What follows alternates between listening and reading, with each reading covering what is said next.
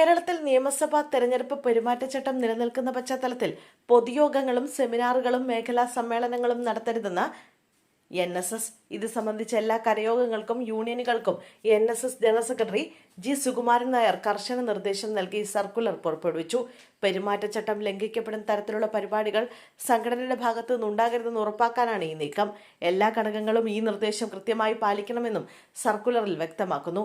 തെരഞ്ഞെടുപ്പിൽ എല്ലാ രാഷ്ട്രീയ പാർട്ടികളോടും സമദൂരം എന്നതാണ് NSSന്റെ പ്രഖ്യാപിത നിലപാട്.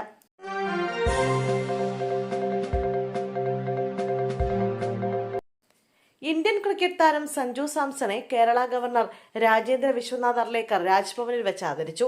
സഞ്ജുവിന്റെ കായിക നേട്ടങ്ങളിൽ കേരളം അഭിമാനിക്കുന്നുവെന്ന് ഗവർണർ പറഞ്ഞു.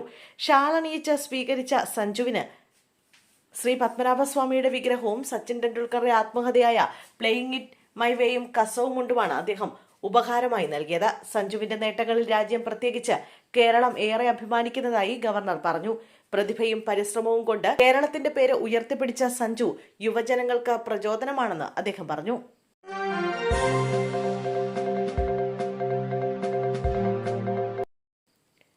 അന്തരിച്ച മുൻ മുഖ്യമന്ത്രി VS അച്യുതാനന്ദന്റെ പേഴ്സണൽ അസിസ്റ്റന്റായിരുന്ന A. സുരേഷ് നാളെ കോൺഗ്രസിൽ ചേരും. പ്രതിപക്ഷ നേതാവ് VD സതീശനാണ് ഇക്കാര്യം അറിയിച്ചത്.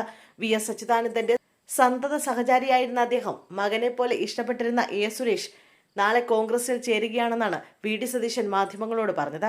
മലമ്പുഴ മണ്ഡലത്തിൽ സുരേഷിനെ UDF സ്ഥാനാർത്ഥിയാക്കുമെന്നാണ് കരുതപ്പെടുന്നത്.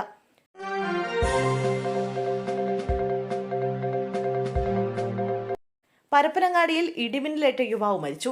പരപ്പനങ്ങാടി കോട്ടാത്തല സ്വദേശി പാലക്കപ്പറമ്പിൽ അബൂബക്കറിന്റെ മകൻ മുഹമ്മദ് ആസിഫാണ് മരിച്ചത്. പരപ്പനങ്ങാടിയിലെ സഞ്ചാര കേന്ദ്രമായ ന്യൂകെട്ടിൽ ഇരിക്കുന്നതിനിടെയാണ് ഇടിമിന്നലേറ്റത്. മൃതദേഹം തിരൂരങ്ങാടി താലൂക്ക് ആശുപത്രിയിൽ സൂക്ഷിച്ചിരിക്കുകയാണ്. പരപ്പനങ്ങാടി പ്രദേശത്ത് ശക്തമായ ഇടിമിന്നലും മഴയും തുടരുകയാണ്.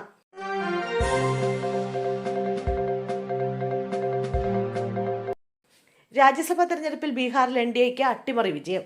5 സീറ്റുകളിലും NDA വിജയിച്ചു.